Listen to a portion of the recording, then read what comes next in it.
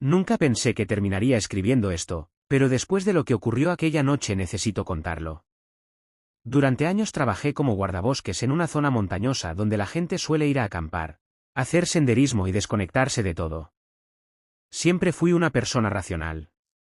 Nunca creí en fantasmas, criaturas extrañas ni historias que la gente contaba alrededor de una fogata. Pensaba que todos esos relatos nacían del miedo, del cansancio o de la imaginación de personas perdidas en lugares donde la naturaleza puede hacerte sentir pequeño. Eso cambió una noche de octubre. Recuerdo perfectamente la fecha porque era mi último turno antes de tomar unas vacaciones. Había estado trabajando casi 2 semanas seguidas y solo quería terminar la jornada, regresar a casa y dormir. Esa noche el clima era extraño. No era una tormenta fuerte, pero había una niebla muy densa que cubría los árboles. El tipo de niebla que hace que un bosque conocido parezca completamente diferente. A las 11:40 de la noche recibimos una llamada de emergencia. Un niño de 9 años había desaparecido.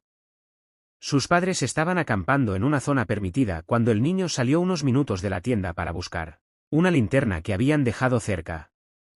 Según ellos, solo habían pasado menos de 5 minutos cuando se dieron cuenta de que no estaba. Al principio pensamos que sería una búsqueda sencilla. Los niños normalmente no se alejan demasiado cuando tienen miedo o están en un lugar desconocido. Tomamos nuestras mochilas, linternas y radios. Éramos 4 personas, yo, mi compañero Daniel, otro guardabosques llamado Marcos y un agente de rescate que conocía la zona. Mientras caminábamos hacia el lugar donde se había visto al niño por última vez, Marcos estaba demasiado callado. Él llevaba más de 20 años trabajando en ese bosque. Conocía cada sendero, cada río y cada montaña de la zona. ¿Todo bien?, le pregunté. Tardó unos segundos en responder. ¿Alguna vez te han hablado de las zonas donde no debes entrar después del anochecer? Me reí pensando que estaba bromeando. ¿Vas a contarme una historia de terror ahora? Pero Marcos no sonrió. No estoy jugando.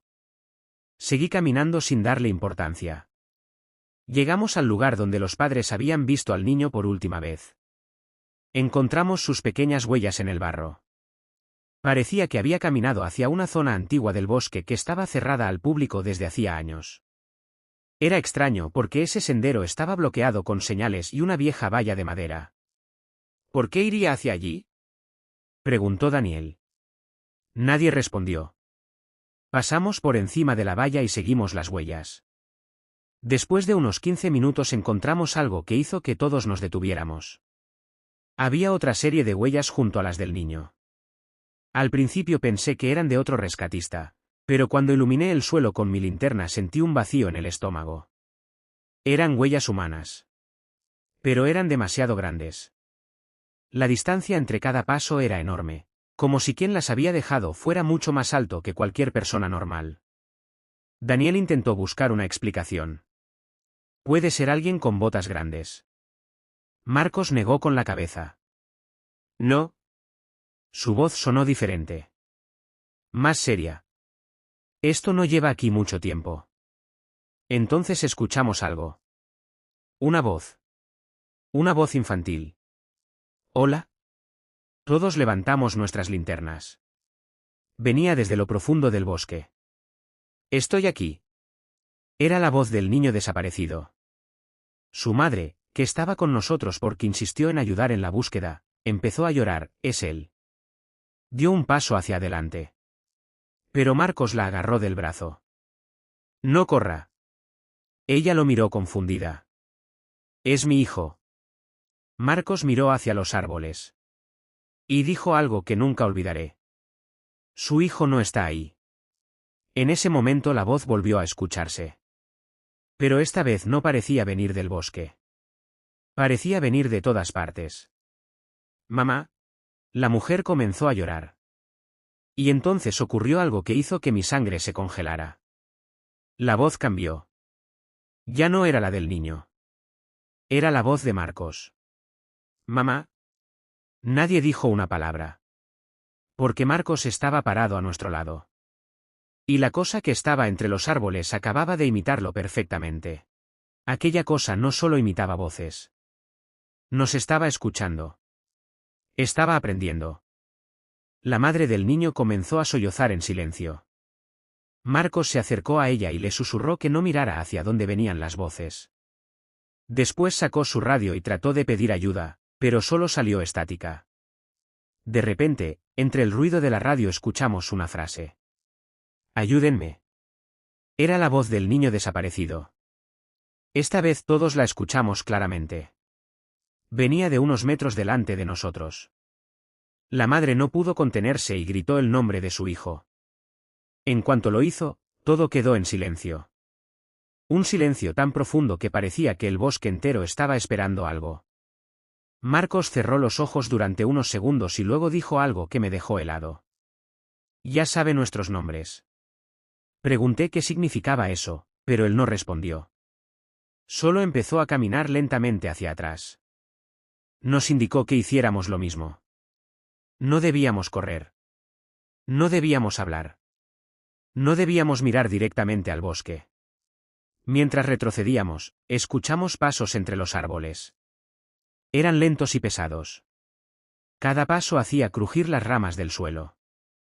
Algo caminaba alrededor de nosotros, no podíamos verlo, pero sabíamos que estaba cerca. Entonces escuché mi propia voz. «No deberías haber venido aquí». Me quedé congelado. La voz venía de mi derecha. Era exactamente igual a la mía. Incluso tenía mi forma de pronunciar las palabras. Daniel me miró asustado. «¿Has dicho eso?». Negué con la cabeza. La voz volvió a aparecer. «No deberías haber venido aquí». Esta vez venía de detrás de nosotros. Marcos apretó los dientes y dijo algo casi sin mover los labios. «Nunca respondan.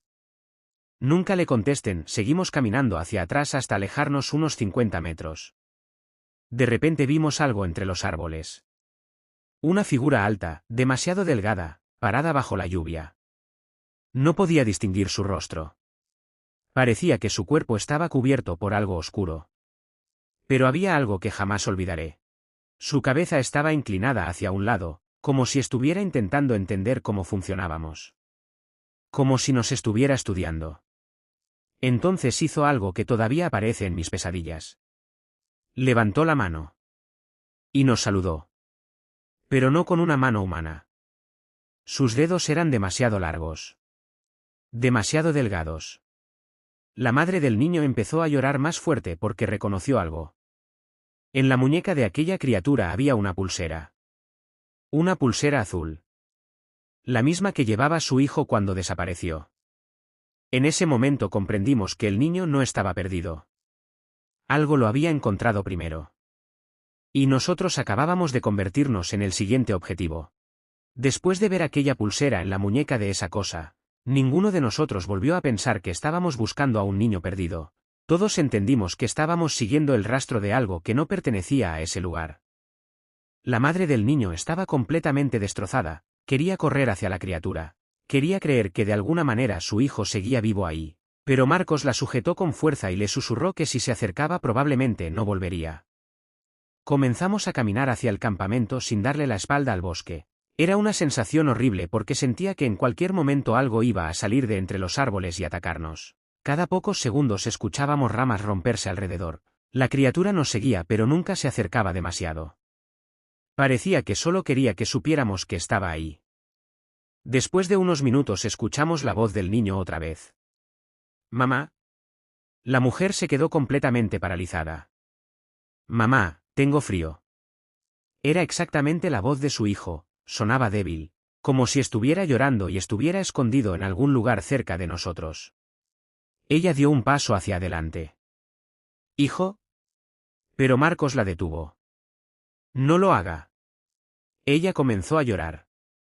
«Es mi hijo». Marcos negó lentamente con la cabeza. «No sabemos qué es eso».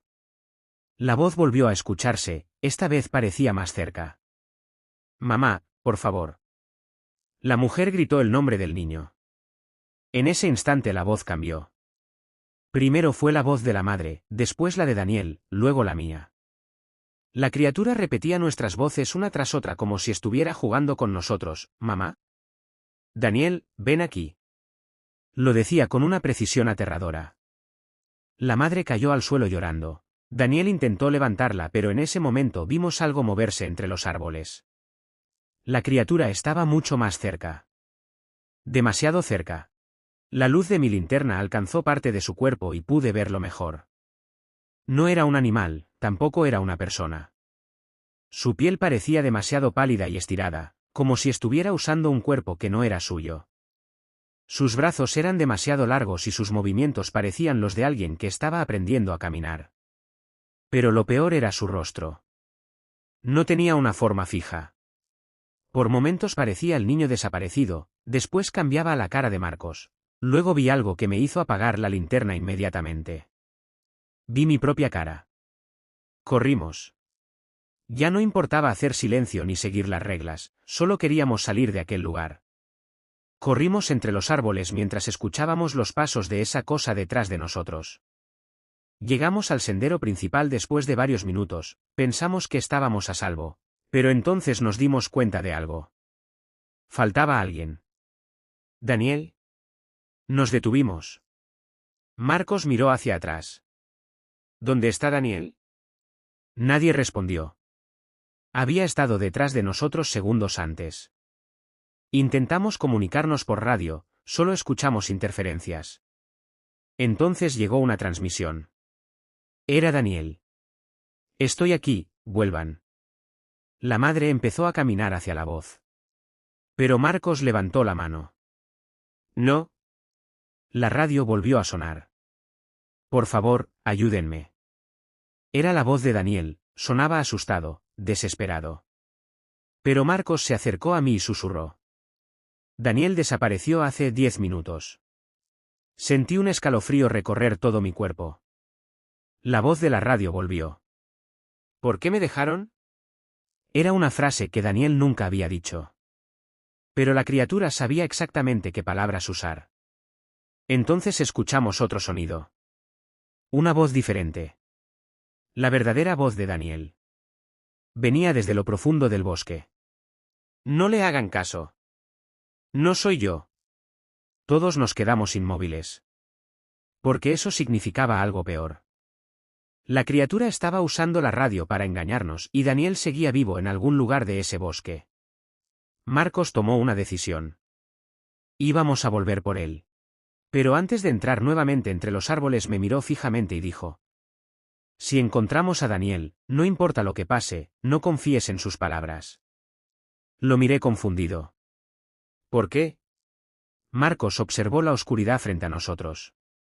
Porque esa cosa ya sabe cómo suena él. Hizo una pausa. Y probablemente también sabe cómo sueno yo. Volvimos a entrar al bosque. Esta vez éramos 3 personas caminando hacia la oscuridad sabiendo que algo nos estaba esperando. Cada paso que dábamos hacía que me arrepintiera más de haber aceptado ese trabajo aquella noche. Ya no estábamos buscando a un niño perdido ni a un compañero desaparecido. Estábamos intentando recuperar a alguien de algo que no entendíamos. Marcos caminaba delante de nosotros con la linterna en la mano. No hablaba. Parecía concentrado en escuchar cualquier sonido extraño. Después de unos minutos encontramos la mochila de Daniel tirada en el suelo. Estaba abierta. Dentro todavía estaban sus cosas. Pero había algo extraño. Su radio seguía encendida. La tomé y escuché una respiración. ¿Daniel? Pregunté sin pensar. Marcos me quitó la radio inmediatamente. Te dije que no respondieras. En ese momento entendí que habíamos cometido un error. La radio empezó a transmitir una voz. Mi voz. ¿Daniel? La criatura estaba repitiendo exactamente lo que yo acababa de decir. Marcos cerró los ojos. Está cerca. Seguimos avanzando hasta llegar a una pequeña zona abierta entre los árboles. Allí encontramos a Daniel. Estaba sentado contra un árbol.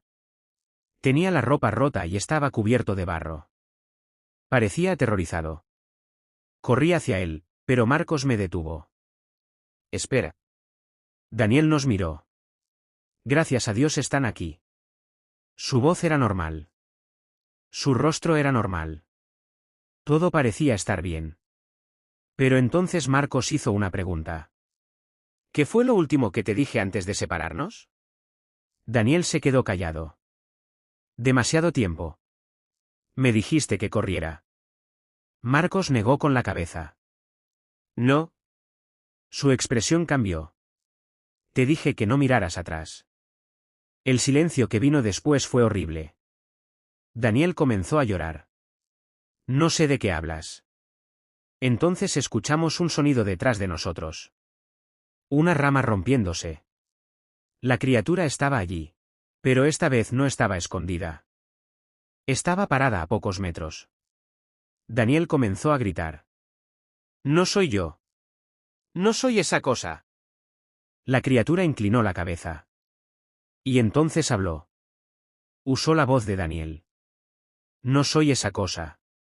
Después usó la voz de Marcos. No soy esa cosa. Después usó la mía. No soy esa cosa. Nos estaba demostrando que podía ser cualquiera. Marcos agarró su arma de emergencia y gritó que corriéramos hacia el sendero. No miramos atrás. Escuchamos gritos. Escuchamos voces. Escuchamos a Daniel llamándonos. Pero seguimos corriendo. Cuando llegamos al campamento, los equipos de rescate ya habían llegado. Contamos lo ocurrido y nadie nos creyó completamente. Encontraron rastros del niño, pero nunca encontraron su cuerpo, tampoco encontraron a Daniel. Solo encontraron su mochila. La investigación oficial dijo que Daniel probablemente se perdió durante la búsqueda y que el resto fue producto del miedo y el cansancio. Nunca aceptaron nuestra historia. Yo dejé el trabajo de guardabosques pocas semanas después. Intenté olvidar todo lo ocurrido. Pero hay algo que todavía no puedo explicar.